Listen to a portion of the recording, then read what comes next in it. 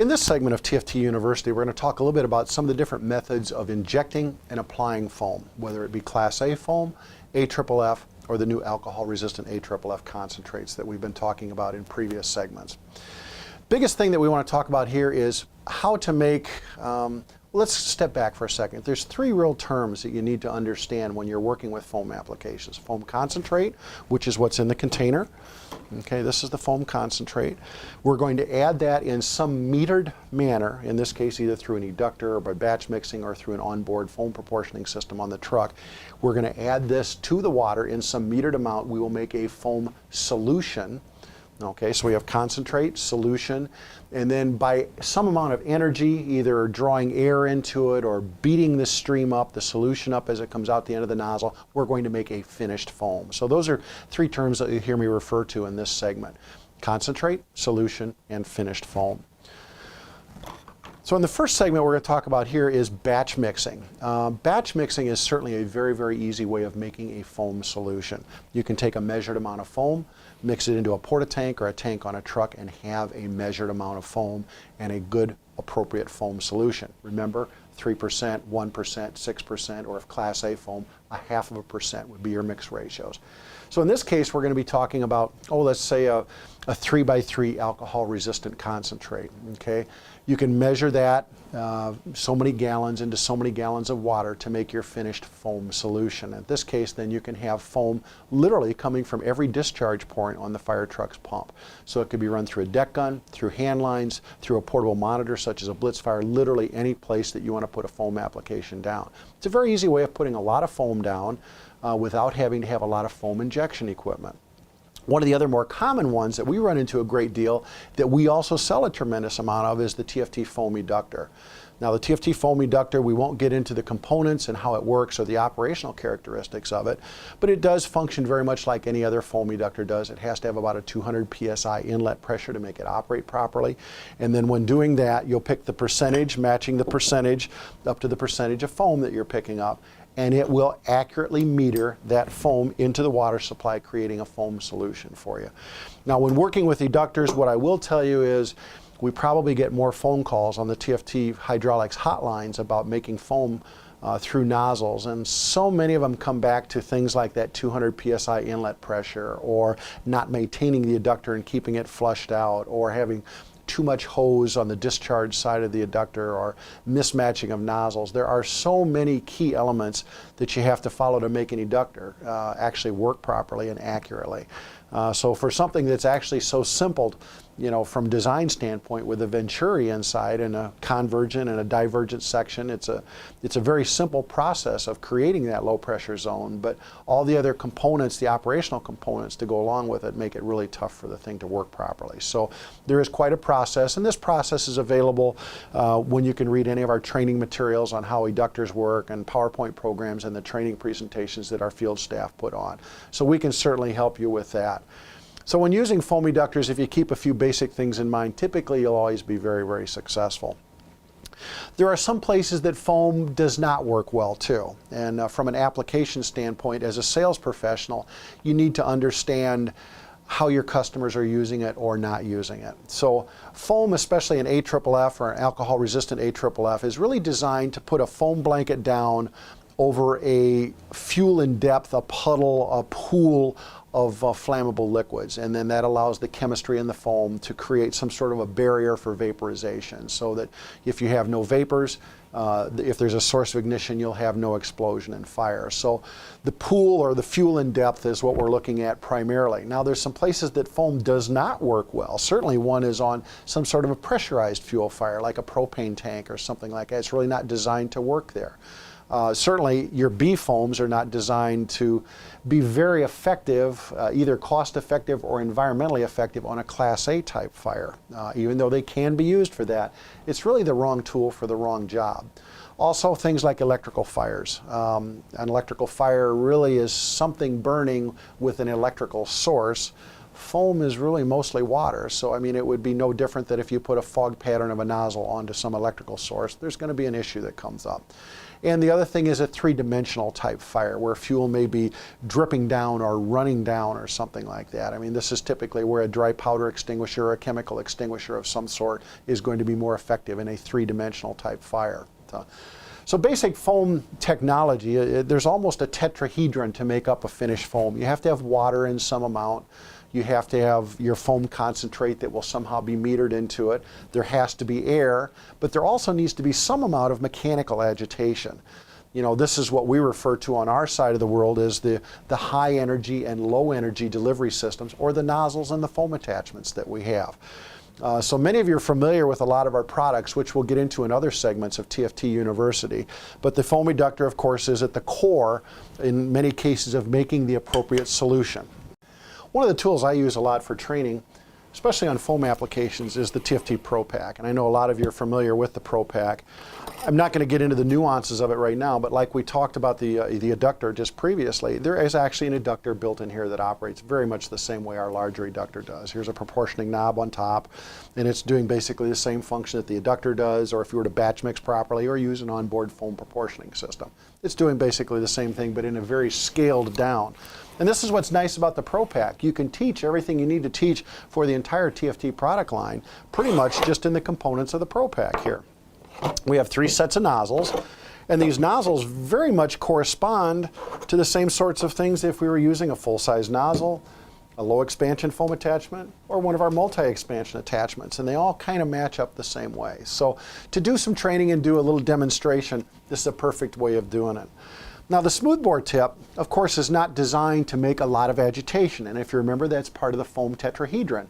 We have the foam solution, but to make a finished foam, we have to somehow aerate it, agitate it, beat it up in some manner to create a finished bubble and stuff. So with the smoothbore, very much you're going to have reach, you're going to have tremendous penetration, you'll have the appropriate mix of foam, but you're just not going to make a lot of bubbles. Well, that's also very common to what would take place with a regular combination nozzle, whether it's automatic or selectable or fixed gallon. It's the same thing.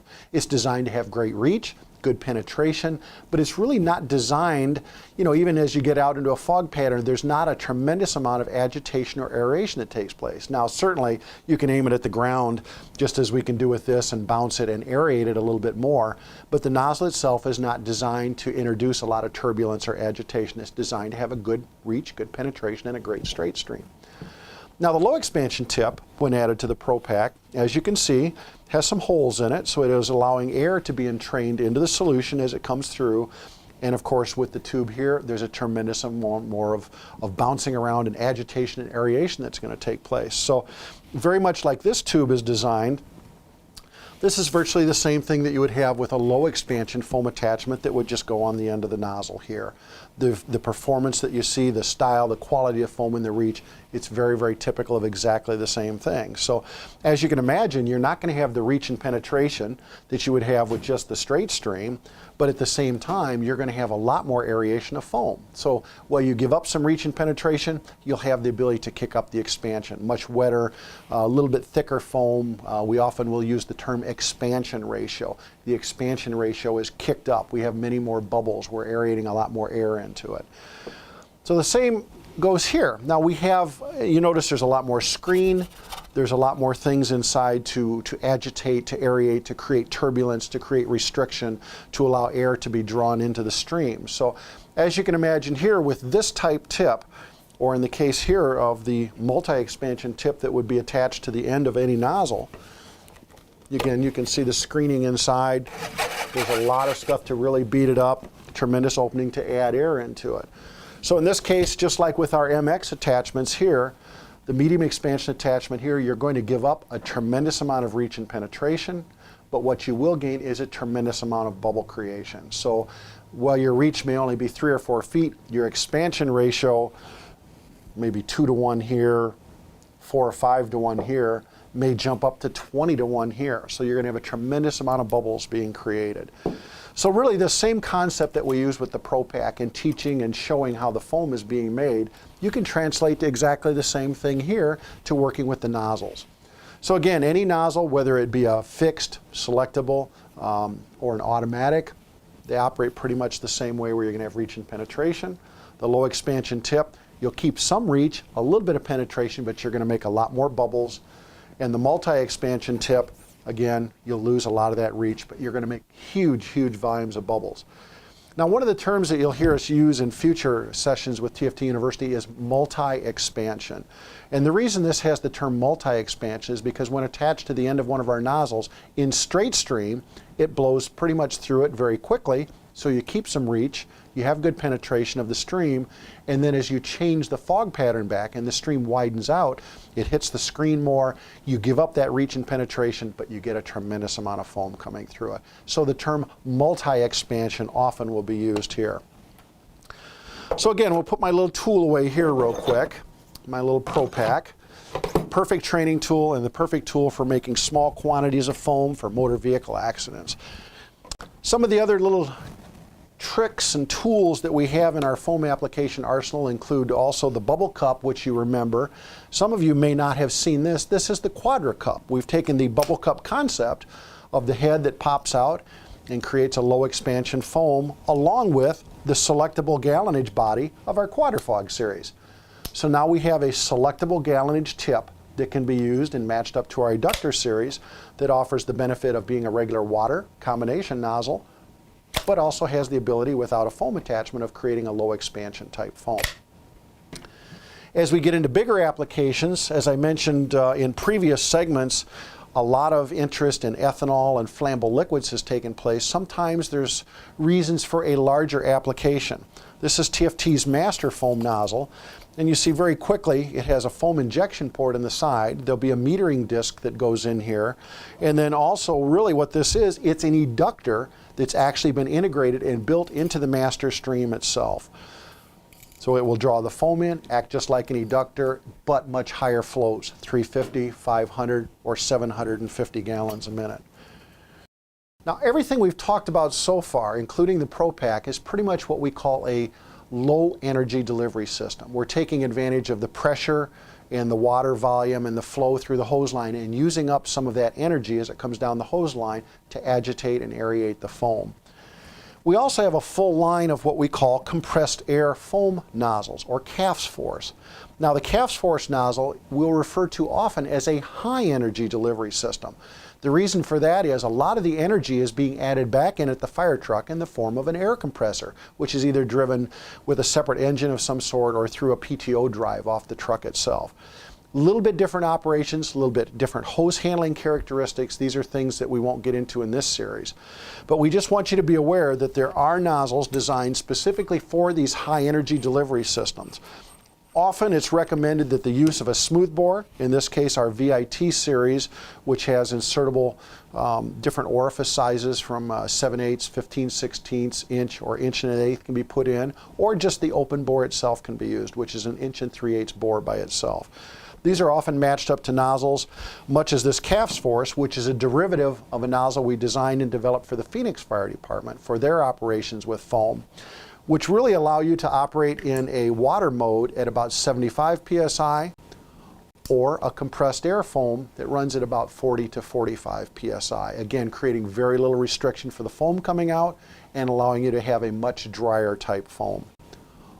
So anyhow, these low energy delivery systems that we have around here, or the high energy delivery system, are all part of TFT's, really our entire product line of foam stuff. Every nozzle has both low expansion and low expansion and multi-expansion foam attachments that fit on it, all the way from our smallest twister all the way up to the master foam. And I even have one of those. They get very large at some point as well, but they're all designed to make foam and have some sort of a measured performance that gives you both reach as well as a higher expansion ratio of the foam and stuff. So all I can stress to you, for whether it's injecting foam, pre-mixing foam, or doing anything else, training is a key component for all your fire department customers. If they're going to get involved in doing some foam training, you often can help them, allowing them to test and maybe test drive some of this equipment and get out and see how it works. Our regional staff can work with you in developing a program where they can come in and help teach foam programs. We can even get into things on different operational characteristics on how to lay foam in at certain applications and stuff. So anyhow, I can't stress enough that training with foam is one of the things that will help you be successful. The more you as a sales professional know about foam applications, often the better prepared you are when you come in the front door with the fire department. So if you have questions on foam and foam applications, please let us know. We have tremendous tools for you in PowerPoint training programs, our slide chart that we use a lot for different training programs and stuff, and please let us know. We're there to help you. And TFT University is here to make your job a little bit easier when you're making those sales calls.